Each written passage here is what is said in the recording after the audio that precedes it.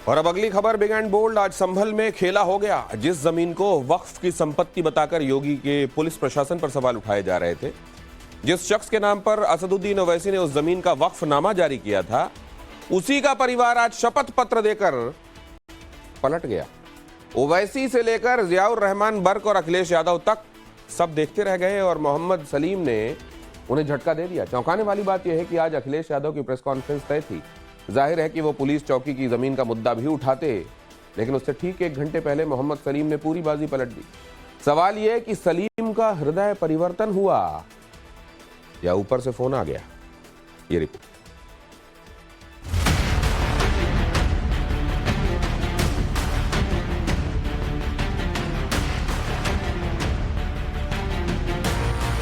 सिर्फ देखरेख का जिम्मेदारी था, वक्फ की कोई बात नहीं थी। नहीं कोई नहीं। तो वक्फ की जमीन नहीं है आप ये नहीं वो सरकारी जमीन है। जी जमीन है सरकारी, वो दे दी बस। ये सिर्फ कबूलनामा भर नहीं है, ये चोट है ओवैसी के दावों पर, समाजवादियों की सियासत पर, उन लोगों पर जिन्होंने सरकारी जमीन को वक्फ की संपत्ति बताकर वक्फनामा जारी किया था। पुलिस को सवालों के चक्रव्यूह में खड़ा किया था। जिस अब्दुल समद के नाम पर ओवैसी ने वक्फनामा का दस्तावेज जारी किया था, उसके परपोते ने वक्फ के नाम पर सियासत करने वालों की कुछ यूं पोल खोल दी। सर, हमारी जमीन नहीं है, वो हमारे बुजुर्ग जो थे देख रेख करते थे उसकी। अब हमें पता चला तो सर वो सरकारी जमीन है, हमें कोई एतराज नहीं है। बहुत अच्छा बात है, चौकी बनी और बड़ी खुशी की बात है। अब्दुल समद कौन है? अब्दुल समद दादा।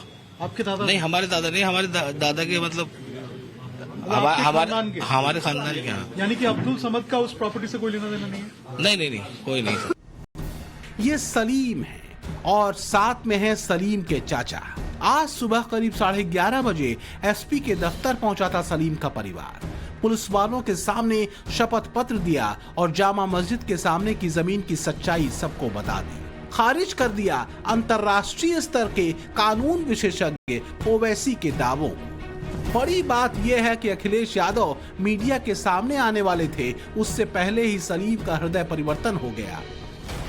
सवाल है कि अब्दुल समद का परिवार जमीन के दावों से पीछे क्यों हटा? अखिलेश और ओवैसी की राजनीति पर कितना बड़ा झटका है ये, और क्या वक्फ के नाम पर झूठे दावों की पोल अब खुलने लगी? ये सवाल इसलिए भी अहम है क्योंकि अखिलेश यादव जब मीडिया के सामने आए तो उन्होंने संभल पर लंबी चौड़ी बातें की, मगर जिस पुलिस चौकी की जमीन पर घमासान मचा हुआ है उस पर एक लफ्ज भी नहीं। आखिरकार इतनी जल्दी क्या थी सर्वे को लेकर के? जब आपके पास प्लेसेस ऑफ वर्शिप एक्ट है 1991, उसके तहत आप सर्वे नहीं कर सकते, लेकिन सरकार और अधिकारियों ने जानबूझ करके एक सोची समझी रणनीति और साजिश के तहत उन्होंने ये काम किया। सर्वे के दौरान जो हिंसा हुई थी उसमें लगातार गिरफ्तारी हो रही है। पत्थर फेंकने वाली महिला गिरफ्तार हो चुकी है, पुलिस पर गोली दागने वाला शख्स गिरफ्तार हो चुका है, लेकिन अखिलेश यादव का दावा है कि जो पीड़ित हैं उन्हें ही गिरफ्तार किया जा रहा है। और जिन लोगों की जान गई है, ये दंगा नहीं है, ये प्रशासन की गोली से गई है जान। गोली अगर कहीं से चली है तो प्रशासन ने चलाई है। आज भी कोई सच्चाई नहीं जानता है कि आखिरकार जिलाधिकारी या वहां के बहुत सारे वरिष्ठ अधिकारी उन पर दबाव क्या है। वहां जो लोग जेल चले गए, जब उनकी कहानी सुनने को मिलती है, इतनी अन्याय की कल्पना कोई नहीं कर सकता जो उनके साथ हुआ है।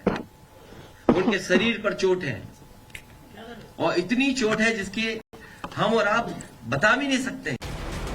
संभल हिंसा पर अखिलेश यादव की सियासत से सत्ताधारी पार्टी बौखलाई हुई है। बीजेपी ने कुछ यूं पलटवार किया है। अखिलेश जी संभल के सच को स्वीकार नहीं कर पा रहे। संभल की खुदाई से जो तथ्य निकल करके आ रहे हैं उसको स्वीकार नहीं करना चाहते।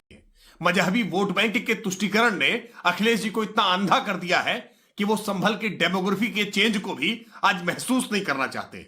संभल में संविधान के तहत बनी हुई न्यायपालिका के आदेश को पत्थरों से कैसे चुनौती दी गई, उसको लेकर के एक बार अखिलेश जी के मुंह से बोल नहीं फूटे। वो उन पत्थरबाजों के, अराजक तत्वों के समर्थन में खड़े हैं। बीजेपी और समाजवादी पार्टी में प्रहार और पलटवार के बीच संभल में वक्फ की जमीन पर सियासत करने वालों को जोर का झटका धीरे से लगा। जब वक्फ की जमीन पर सियासत जारी है, तब उस मंदिर में पूजा पाठ हो रही है जो 46 साल बाद मिला है।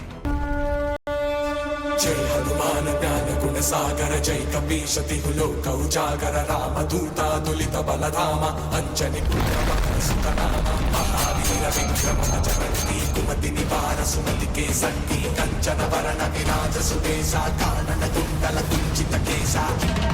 बोलो श्री राम जय राम जय जय राम। भक्ति भाव में विभोर भक्तों के सनातनी शब्दों में कुछ आस्था आकार ले रही है। उस कार्तिकेश्वर महादेव मंदिर में जिसे कभी कब्जों की दीवार में कैद कर लिया गया था, पवन सुत हनुमान के आराधक आराधना कर रहे हैं, अंजनी पुत्र को पूज रहे हैं। उस मंदिर में जिस पर 46 वर्षों से ताला लटका हुआ था, जिसके चारों तरफ अतिक्रमण कर लिया गया था, खग्गू सराय के जिस मंदिर को लोग भूल से गए थे, जो मंदिर गुमनाम सा हो गया था, जिस अज्ञात मंदिर को प्रशासन ने पिछले महीने मुक्त कराया था, उसकी ये तस्वीर नई है। देख लीजिए कैसे ये मंदिर महावीर जी के भक्तों से भरा हुआ है। संभल के 46 वर्षों बाद खुले खग्गू सराय के कार्तिकेश्वर महादेव मंदिर में आज मंगलवार के दिन पूजा अर्चना की जा रही है। बड़ी संख्या में जो भक्त है वो पहुंच रहे हैं और पूजा अर्चना कर रहे हैं। देखिए, आपको जो आरती है वो नजर आएगी। खग्गू सराय मंदिर में जो आरती है वो यहाँ पर हनुमान जी की जा रही है और सुबह से ही बड़ी संख्या में जो लोग हैं वो पहुंच रहे हैं और भगवान जो हनुमान है उनकी आरती की जा रही है। उनको चोला पहनाया गया, उनको जनेऊ धारण कराया गया और उसके बाद फूल माला से जो भगवान है उनको सजाया गया। और अब देखिए, यहाँ पर जो आरती है वो यहाँ पर की जा रही है और बड़ी संख्या में जो आसपास के भक्त हैं वो भी पहुंच रहे हैं। आसपास के जिलों से लोग आ रहे हैं और यहाँ पर जो पूजा अर्चना है वो की जा रही है। दिन मंगल होने की वजह से मंदिर में विशेष भीड़ है। सुबह सुबह से ही भक्तों का तांता लगा हुआ था। बड़ी तादाद में ऐसे भक्त आए थे इस मंदिर में पूजा पाठ करने, जिनको इस मंदिर के बारे में पहले कुछ पता नहीं था।